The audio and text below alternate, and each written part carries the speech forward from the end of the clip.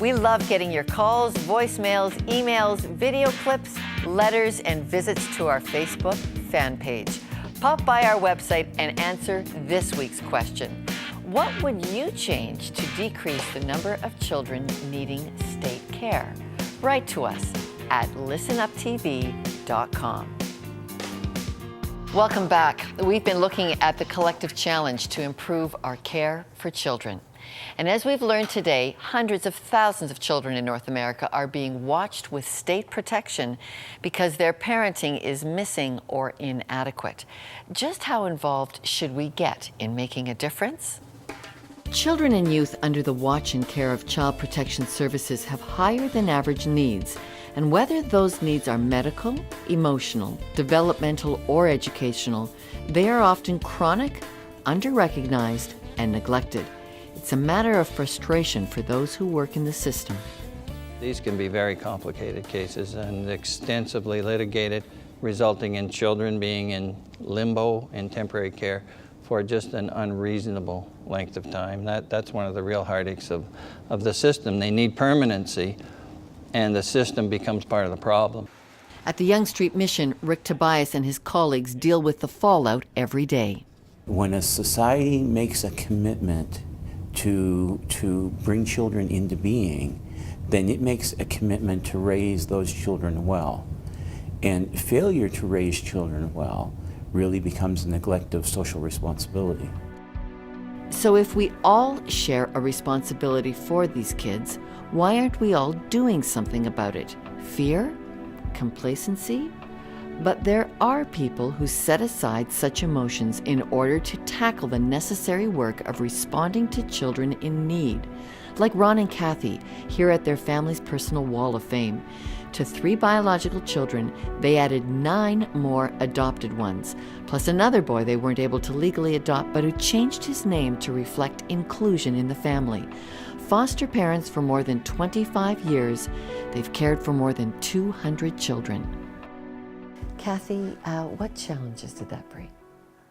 Lots, but lots of rewards because there are other children in the home, they just seem to settle in beautifully because they had other children to relate to, and I just seem to understand where they're coming from, that they were scared and alone, and we just gave them lots of love, but structure with that love.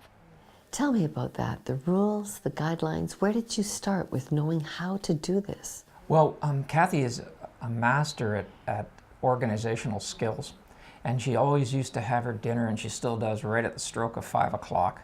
So there was the meal, and there was the opportunity of eating, and she just did a great job of supplying. What role did God play in this kind of parenting? Oh, most important, because I knew He would not give me any more than I could handle, because He's always said that. I won't give you more than you can handle. So I firmly believed that He would be there for me, and He was in every way. Whenever there was something coming up that was very challenging or we were having some problems, I just asked for His help, and He did. He was there. Ron and Kathy insist God was there in the toughest of times, but never more so than when Vicki Mansell came into their lives. When she first walked through the door of this house, she was a traumatized 5-year-old, having just lost everything and everyone in a devastating fire started by her biological mother. But this house would quickly become home. I bonded with my mom almost instantly. I guess from a child's perspective, I needed a mom. I knew I didn't have one anymore, and I needed one. Sorry. And so what was your new mother like? She was so nice, and she was so welcoming. I got set up, I had a bedroom upstairs, and I had like a pretty room, and I had toys, and she gave me pretty dresses to wear to church, and just things that a little girl needs, I had. That Vicki's new family was able to so quickly provide for all of her emotional and physical needs, having just come through such devastating loss, is remarkable. But even more remarkable is that they were able to do so with a house full of children. So how does this former foster child feel about the crisis in care for children? Of more than 22,000 Canadian children waiting for adoption.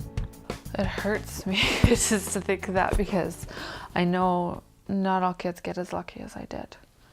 I think people need to understand, like, I'm sure I've heard it described as damaged, like the child is damaged, and that's more than they think they can take on, but I don't think it's that hard. If you provide children with what they need, it shouldn't be that hard. I wish people knew how badly they're needed, and I wish people understood how important they could be if they were willing. When we return, I'll share my thoughts about the crisis in caring for our kids in The Wrap.